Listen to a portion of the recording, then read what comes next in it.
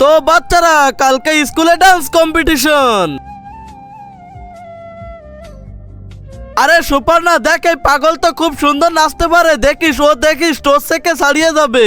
কি ও জিততে পারবে? জিততে দেব তারপর তো। আরে হ্যাঁ, তুই কি ডান্স করবি? হ্যাঁ আমি ডান্স করব, তোকে ডান্স করতে দেব তারপর তো। এই রে পাকেটে দিলাম। তো চলো বাচ্চারা সবাই ডান্স শুরু করে দাও।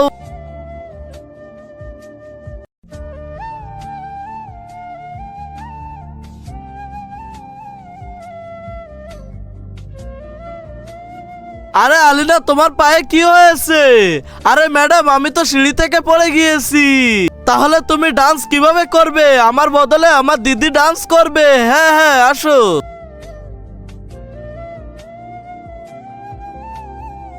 তোমার দিদি খুবই ডান্স করতে পারে, কিন্তু তার আগে তুমি যদি ইন্ডিয়া থেকে দেখে থাকো তাহলে একটা লাইক করে দাও, আর বাংলাদেশ থেকে যদি তুমি দেখে থাকো তাহলে লাইক সাবস্ক্রাইব দুটোই করে দাও।